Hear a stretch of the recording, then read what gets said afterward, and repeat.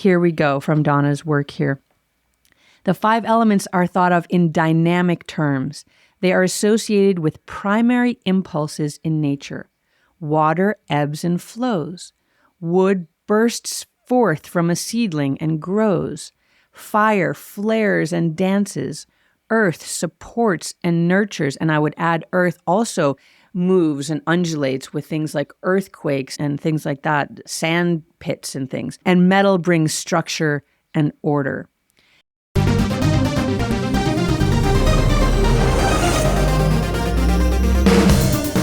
Welcome to the world of energy, where science meets spirit. Ancient wisdom merges with cutting-edge knowledge, and the possibilities for a healthier, happier you are endless.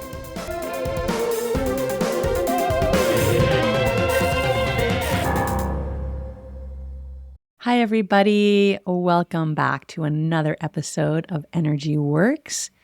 I am here with Blaine, and we are excited for this episode today.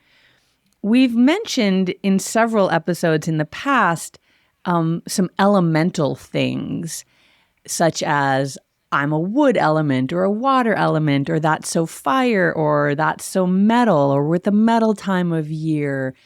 And it's sort of a little bit of this internal language that we use here at Energy Medicine Yoga. And we keep saying we're going to explain it. So today we're going to explain it. So the elements come from Chinese medicine.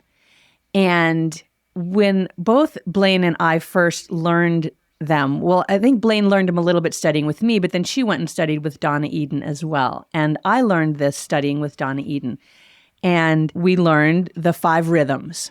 And this is a system in Chinese medicine that is kind of like the taxonomy of the universe. That's how I've come to understand it. Everything in the universe falls into these 5 categories. So while it could seem massively complicated and complex, it also is actually quite simple because everything is only one of 5 things. And we learned them as the 5 rhythms. And Donna uses that word because that's how she sees them. She sees these rhythms that are kind of patterns of movement and of ways of going through things. So it's active. It's not like a fixed thing. It's fluid. And it's about your time of life. It can be about your time of day. It's about seasons and cycles. And there's many different ways that the word 5 rhythms or the word rhythms has been translated from the Chinese. It's also elements, 5 walks, 5 phases, 5 seasons. So you can see from these translations that this system is active. It's not a fixed system. It's about transitions and timing and movement and change. And so when I was writing my books and adapting some of this work, I chose to use the word element, even though I had learned and studied with Donna for years using the word rhythms. And this is just a little insider. I'll let you in on a little thing. Some of you know I am not a speller. I cannot spell my way out of a paper bag. Or let's just say this, I'm fond of alternative spellings. And I also really love going back and reading in history the way things were spelled and then how they kind of, how language is actually a live and living system and goes through phases and transitions. Anyway, I couldn't spell the word rhythm and I couldn't have it 1,000 times in my book and have to spell check myself 1,000 times. So I chose the word element. And so we're going to talk today about the 5 elements. And the metaphor that I think it's easiest to anchor into when you're just starting out learning this system is to use the metaphor of the seasons, because the 5 elements encompass all of the seasons as well. As I said, it's the taxonomy of the universe. And so everything falls into one of 5 elements, whether it's the seasons of the year, the seasons of your life, from being a child to being an elder, all through all of those seasons. Whether it's the time of your life right now, you might be in an elder caretaking time, even if you yourself are not an elder.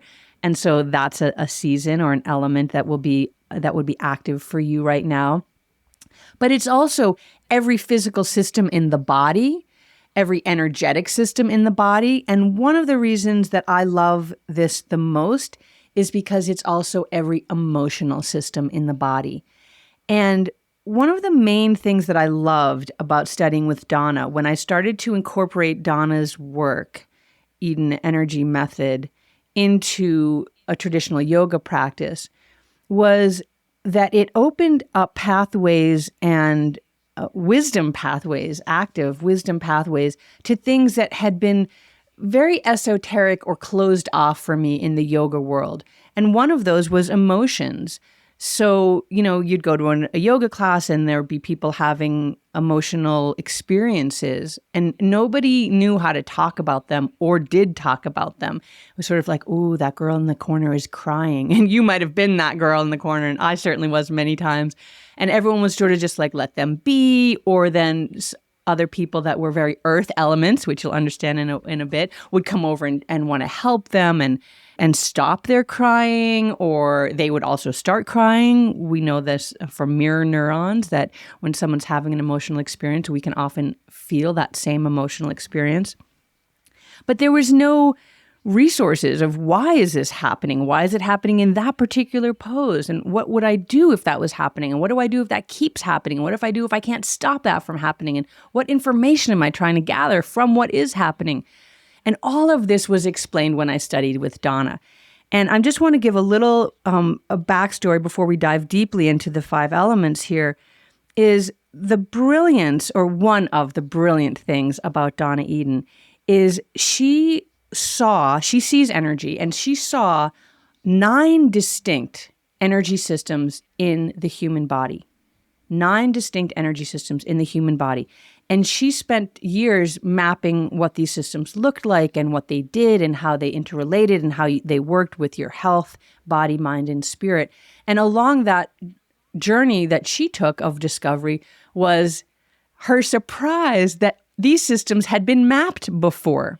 So Donna was really like an ancient rishi back 5,000 years ago when Chinese medicine was starting, when Ayurveda was starting, back in, ancient times, pre, Christianity in the Celtic Isles, when healers were still the predominant force of kind of communal life. These systems had been mapped, and Donna didn't know that because she was just looking at the physical body and seeing, wow, there's these roads of energy go through the body. Let me write down what they look like. And later she's like, oh, these are meridian pathways, and they've been mapped for thousands of years. And she discovered that over and over again. Chakras, those had been mapped. She hadn't known that before. So she saw 9 distinct energy systems in the human body. And the brilliance that she brought to bear was that these are all integrated in each one of us, no matter where you are on the planet.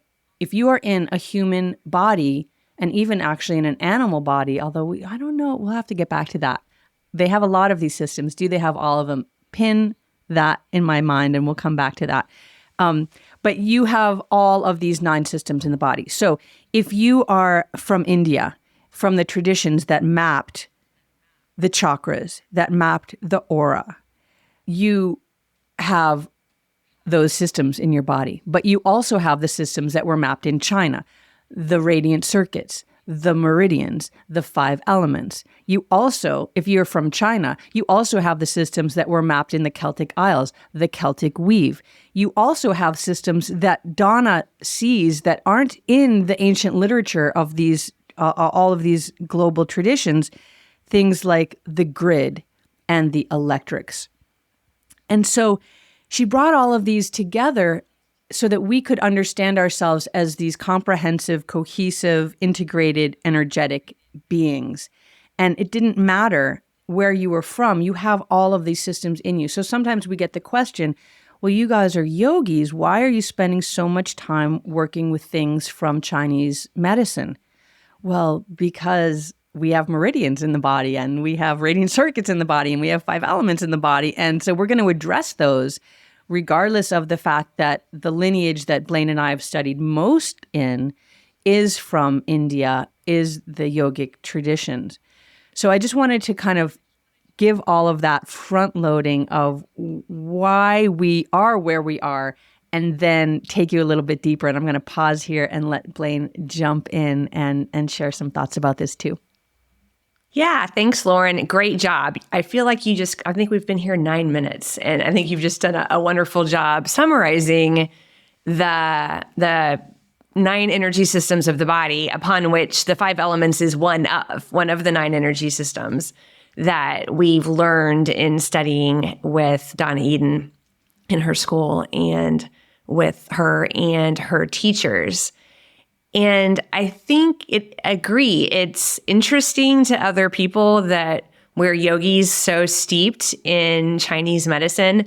And it's really, Lauren created a whole way of doing yoga called energy medicine yoga, which is the union of these two things. What we learn as, I'll call them just traditional yoga instructors from the yogic lineages of India, the ancient lineages of India, and then taking this whole other way of looking at the human body and bringing it into health and balance, because that's ultimately what it's all about. Whether it was a sage looking at nature and looking at us and being able to see and understand vibration and energy and our systems and how it works, slightly different ways from China or India, we are all of that. And so this very unique way that Lauren has brought that what we seek from both places, the balance and the healing that we want. We engage in these practices to bring ourselves in balance, to keep ourselves in balance, or to heal ourselves if we find ourselves out of balance, and to connect with the divine and to understand our place in the isness of all things. And it's really just 2 approaches to the same goals that Lauren has brought together for energy medicine yoga. Yeah, I'm glad that you brought in the piece, Blaine, of watching nature, because that's really a huge part of, for us today, but certainly we have the benefit of being able to read all of these books. Back in the day, 5,000 years ago there were no books, and the teachers and the healers and the rishis would study nature. They would watch what was going on in the world and watch what was going on in the human body, and use that as sort of their experimental way of coming up with healing, right? Because that really is the ultimate goal. And not just healing, because that sort of implies that we're unwell and we're coming into wellness, but really it's just a way of living as well. It's how you live in harmony with nature, in harmony with, there's a lot of the buzzwords today of the circadian rhythm and the vagus nerve and all of these things, and light therapy, right? So that we get the right light that we're supposed to get. But back in the day, again, that 5,000 year ago day, you didn't have to worry about the blue light coming out of your computer. You didn't have to worry about, working too long at your job and logging off in time to get out into the sunlight, right? You didn't have to worry about that, about maybe eating blueberries in January, because that was not an option. You were not eating blueberries in January. It was not happening unless you had harvested them in the spring and summer, and then you had made them into, I'm not going to remember the name of that. Pemmican, yes, I am, into something that would store the berries with animal fat and meat, and that would store it over the winter so that you could eat blueberries in January. But that was being also very in tune with the seasons. You knew when to harvest, you knew how to preserve, all of those things. So I want to just read a little something here. In reviewing our notes, I came back to my very first time studying with in Donna's school, and even the metaphors used for the 5 elements are thought in dynamic terms. So we're going to use a couple metaphors today. We're going to use the seasons: winter, spring, summer, fall, and the equinoxes and solstices, which are considered sort of there's a separate little bit of a season. But concurrently with that, we're going to use the 5 names of the elements: water, wood, fire, earth, and metal. And so lest you get thinking that that is a fixed thing, here we go from Donna's work here. The 5 elements are thought of in dynamic terms. They are associated with primary impulses in nature. Water ebbs and flows. Wood bursts forth from a seedling and grows. Fire flares and dances. Earth supports and nurtures. And I would add earth also moves and undulates with things like earthquakes and things like that, sand pits and things. And metal brings structure and order. And so everything is moving. And really that is why Donna used the word rhythm. Even if we're talking about a season, we happen to be filming this podcast right now, and winter, it is the very beginning of winter, and it is the beginning of water element. So even that, it is not a fixed thing, winter. It is a season. It is a span of time. It starts on the 21st or 22nd of December with the light at its very lowest during the day in the northern hemisphere. And every day the light gets more and more, and there's changes that are happening environmentally. Every single day is different. Snow and rain and sleet and hail and sun and underground things are happening. Okay, so we're not going to get into that yet, but I want you to know that everything is movement. Even something like metal that you think of as a really fixed and solid thing, and metal does provide structure, but even that is in flux and flow and moves and changes. And you think about, well, how do you make a metal beam? You heat it up really strongly and it becomes liquid. So everything is moving and flux and flow. And okay, so now I'm just going to lay out what the 5 elements and the 5 seasons are, and I'm going to kick this back to Blaine. Okay, so we start in our tradition in winter, in the water element.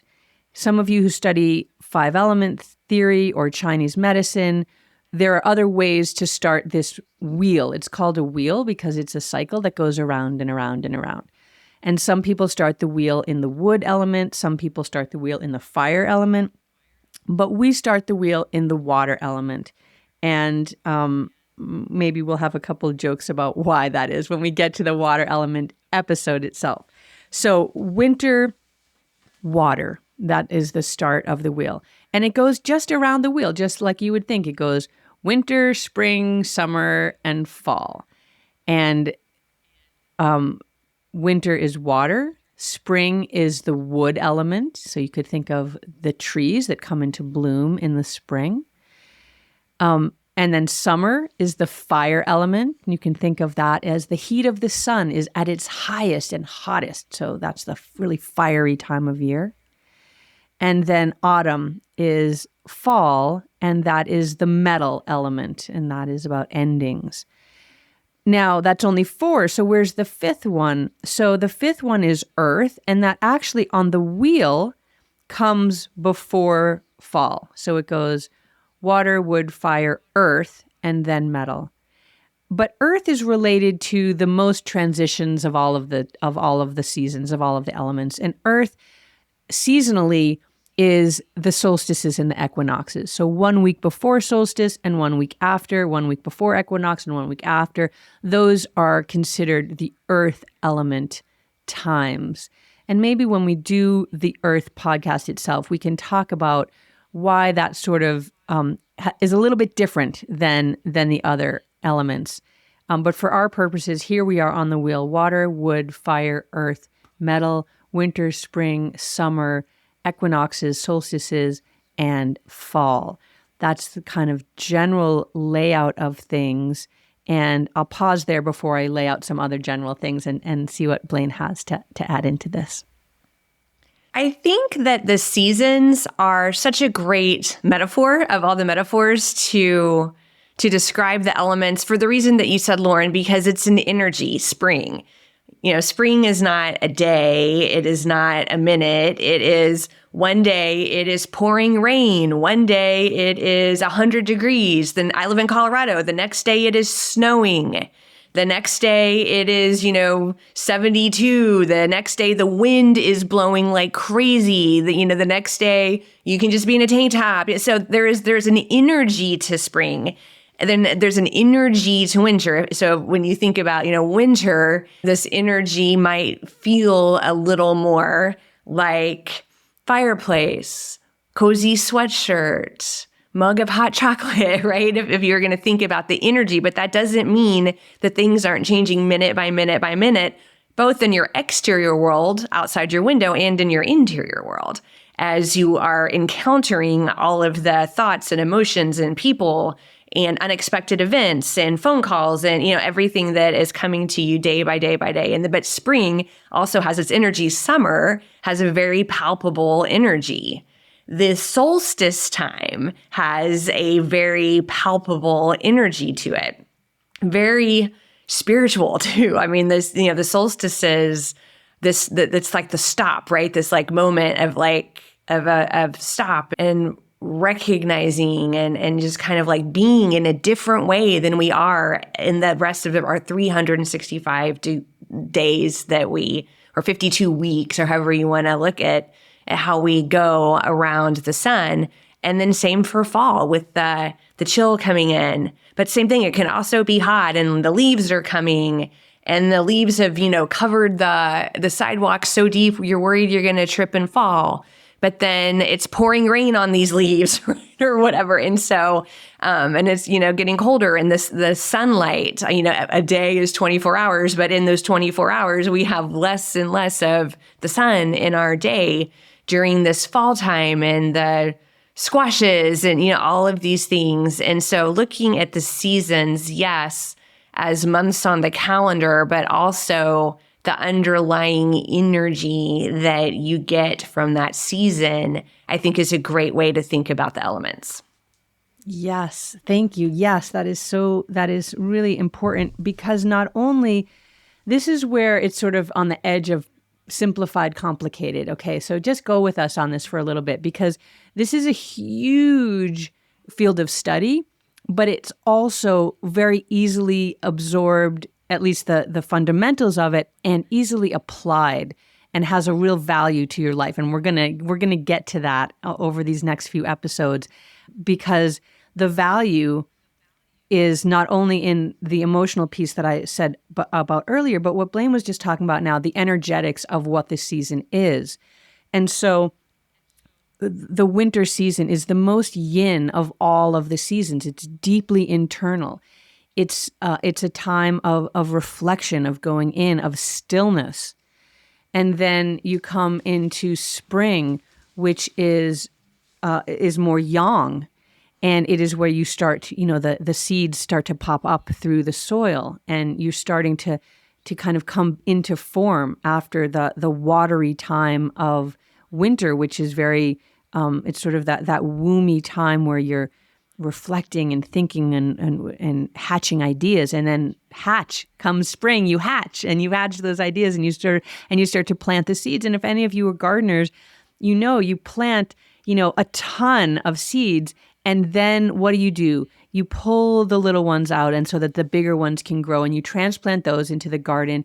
And that's for the height of summer. The heat, the days are long, everything is growing, it's robust, the energy is high, and where I live, it is light from like 5 a.m. to 11:30 at night. The days are long. There's a lot of energy and vibrancy going on. And then you come into autumn, and it's the harvest, and the days are starting to get colder, and you're starting to kind of take stock of, well, how did the garden go this summer? What did I harvest? Did I like that? I think I planted too many zucchinis again. And so next year, I'm not going to do that. I'm not going to be the zucchini bomber who leaves buckets of zucchinis on my neighbor's doorsteps because I don't know what to do with them. Right, you kind of take stock, and then you go back into winter again, and you start to plan. And the equinoxes and solstices are the time in the middle of these turns where you kind of reflect again. You sort of do like a mini reflection within the year as each of those seasons changes. But it's not just the seasons happening, it's you in your life as well, going through these seasons year after year. I still love the autumn season because it's back to school and I'm a student and I love back to school time. I like looking at the catalogs. What courses am I going to take? Maybe live at the community college, or just I'm going to take something online, but I feel the energy of that. It's really strong and palpable in my life. But also, aside from just tracking through the seasons as they flow and as you grow and go year to year and age through the seasons every year, you also have seasons of your own life. So that water, wood, fire, earth, metal also follows you through your life. As a baby, you're in the water element. As a teenager, you're in the wood element. As an adult, you're in the fire element. As a householder, when you're raising your family, you're in the earth element. And as an elder, you're in the metal element. So your life tracks through a full cycle of the seasons as well. And so this is really applicable in so many ways. One of the ways that we use it most in energy medicine yoga, well, there's two ways. One is the physical, because as I mentioned before, every part of your body is in one of these 5 elements. And so if there's something going on with you physically that you need to understand and learn and heal, it is very helpful to know what element that is and how you can support it energetically through an energy medicine yoga practice, because it may not be as straightforward as you think, because some of the things that are connected in the body, you're just like, really, that's connected to that? That doesn't seem to make sense. And yet there it is. And if you understand the 5 elements, there's a way for you to find out and track that so that you can really help support yourself. And so that's a physical and the physiological experience of the 5 elements and how powerfully helpful they are. But as I said before, the reason that I adore them so much more than any other system is because of the emotional piece of it, because the emotions also rest in each of the elements, both the emotion that is really challenging as well as the antidote for that emotion that can be really freeing, allowing us to sort of gather the information that the emotion is bringing to us and then taking action from that information that we've gathered.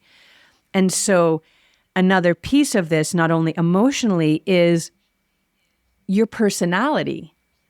Who you are and how you are is based on the 5 elements. And I used to have this sort of metaphor.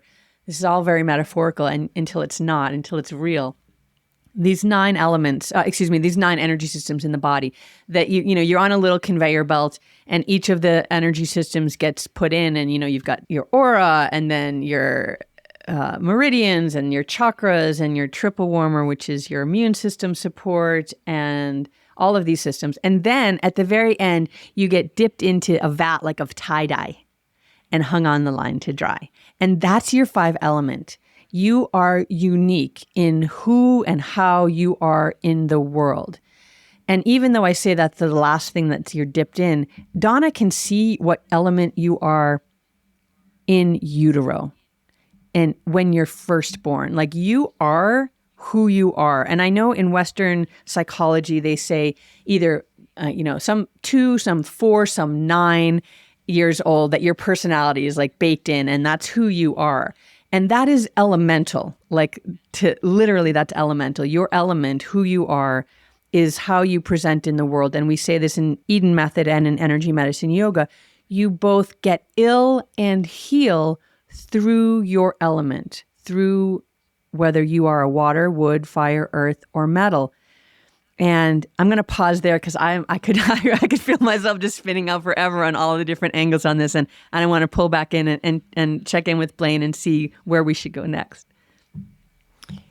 I feel like we should so our next episodes we'll do a water episode, we'll do a wood episode. So we'll dig into these one by one. And I think that's when it will start, resonating with you a little bit more, because we'll get into the deeper of, why is it what makes you sick, or why is it how you can heal yourself and your emotions, and I mean, actually, it's like your imbalance in your emotion can make you sick, right? It's all tied into this, but.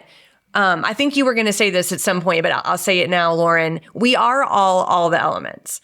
There are 5 elements. We are not 20%, 20%, 20%. And we don't strive to be 20%, 20%, 20%. I mean, that's not the goal in this system, is like, I am perfect when I'm 20, 20, 20, 20. What Lauren is saying is that I think that Donna calls it the lens through which we view the world. And so if you're someone who is primarily water element, you have all 5, but you are primarily water, the lens through which you see the world is through the lens of water. And if you are someone who is primarily wood, the lens through which you view the world is primarily wood. And so the person who's primarily water and the person who's primarily wood can be in basically the same situation and have 2 different experiences in that situation, which explains a lot about how we can all be in the same situation and we all seem to have gotten something different out of that situation. And so another great side benefit of understanding the 5 elements is it helps you understand the people around you. And because the more you understand them, then the more you can, not in a dismissive way, like, oh, they're just fired, they're just being fired, not in that sort of way, but just like, wow, I can understand the behavior that might be confusing to me because I know this person is a primary fire. And I know that primary fires look at the world in this way, and they're just being themselves. They can't help it. It's not against you or anybody else, or because they're stupid or because they're smarter than you or anything. It's just literally who they are. And so I think that more of those nuances will be more clear for you and help you really understand how to use the elements. Because, Lauren and I could sit here and talk about them. It's like, who cares? Lauren, Blaine, who cares? Why do I care about this? And I think that as we talk about each one individually, you'll see why we care and why we love them so much. Yeah, I'm glad you brought that up, Blaine, because that is a huge piece of it. Is it really allows you to have a massive amount of compassion, both for yourself. Well, let's just start there. First, for yourself, instead of, why am I this way? Ugh, and all the things that we say to ourselves in our minds about ourselves. Then you start to see, oh, these are the reasons I am how I am. And if I want to transform how I am, I need to understand where that came from and why that's there, because there's a reason for it.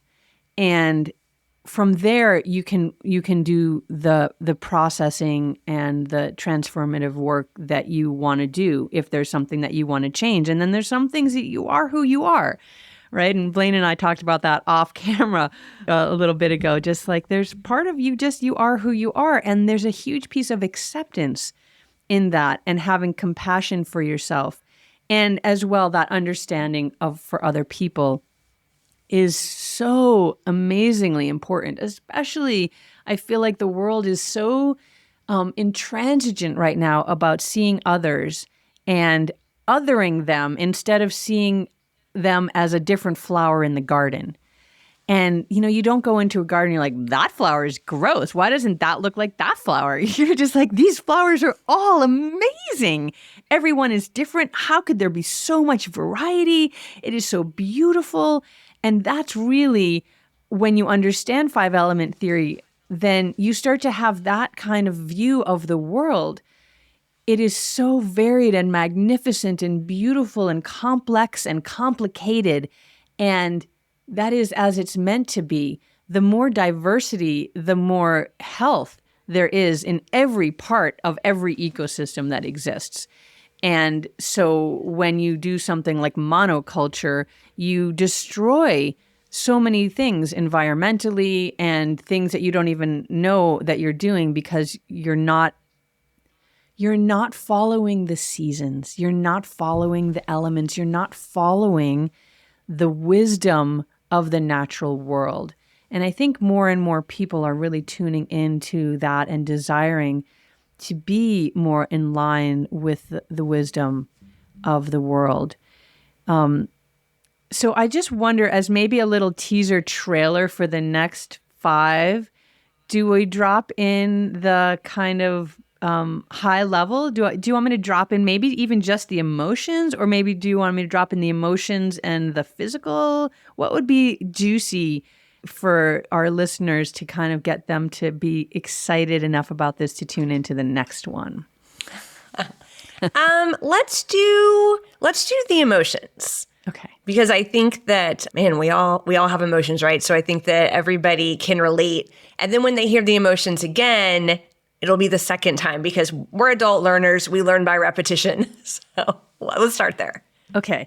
And I think it would be really helpful too. We will drop in the show notes a little quiz, so that you can discover what your primary and secondary element is. So there's 5 elements, and there's just an easy quiz. I've got that quiz in all of my books.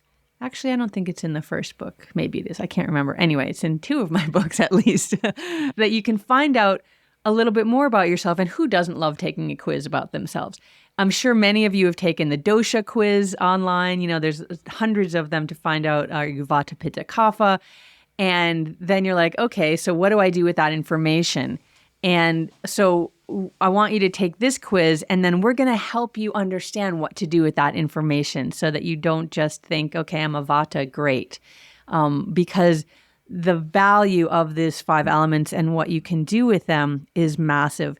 And so, okay, I'm going to share with you the emotions, because to me, that is the biggest takeaway that I got from 5-element theory. And it is, it's part of what I've created in terms of how you can really learn how to heal yourself and work with your own energies. And I liken it a little bit to the alethiometer. If any of you are Philip Pullman fans and waiting patiently or not so patiently for the 3rd book in the Book of Dust series, then you know what I mean when I say an alethiometer. So Lyra was given an alethiometer, which is this, it's sort of, a compass is the closest that I can say to what it is, but it's this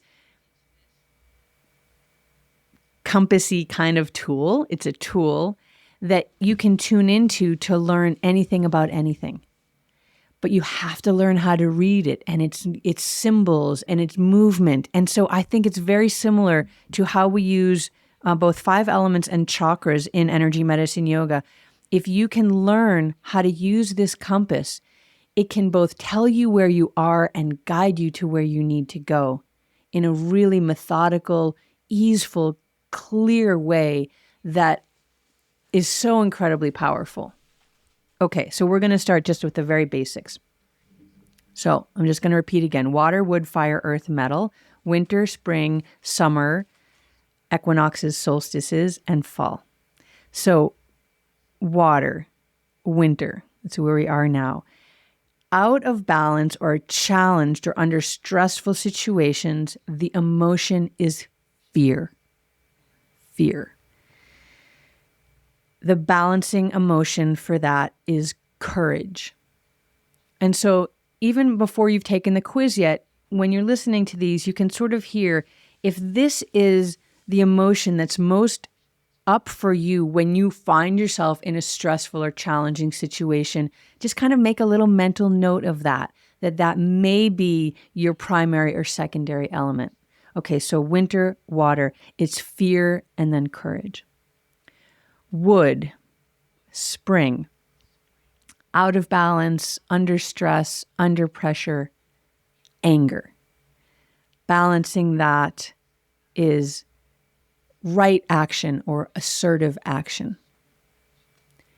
Summer, fire element, out of balance, anxiety or panic. Balancing that inspiration, and also joy. Solstices and equinoxes, the earth element. Out of balance is worrying, wondering what everybody else is thinking or saying. In balance, or the antidote for that, is self-love. Self-love. And then metal, the autumn, metal element, out of balance or stressed or under pressure is grief. And the antidote is faith and the ability to let go. So that is the really sort of high level umbrella emotional piece of 5-element theory. And I hope that you heard yourself in there somewhere. You heard yourself in there. And maybe even you heard the antidote to the challenging emotion that you find that you most often struggle with. And maybe even just from that, you can put those two together and start to feel a little synastry and a little light. Not a light bulb, but a little light, a little photon illuminate inside you that says, I recognize that. Because remember, the reason that Donna could see all of the things that we read about in books, the chakras, the meridians, the 5 elements, the reason that she could see that is because she rested inside and looked within. It is a skill that we all have, but we don't often make use of it. And we think, oh, I can't do that. She's Donna Eden, or I'll just read a book, or we're so distracted by the outside world. But that internal knowing is there. It is alive in you.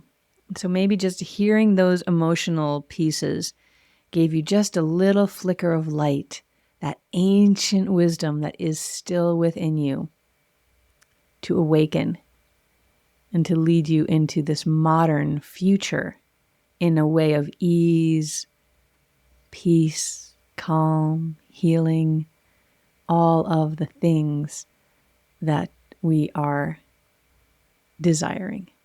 Thanks, Lauren. That was so beautiful. I think that's, I almost didn't want to talk because everything you said was just so inspiring and beautiful.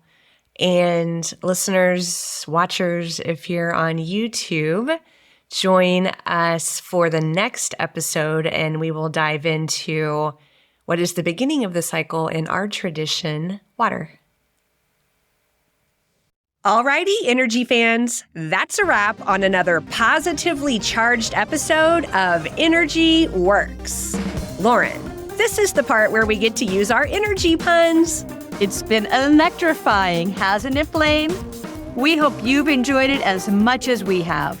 If you're feeling amped up and you want to keep your energy flowing, be sure to hit that subscribe button on your favorite podcast platform.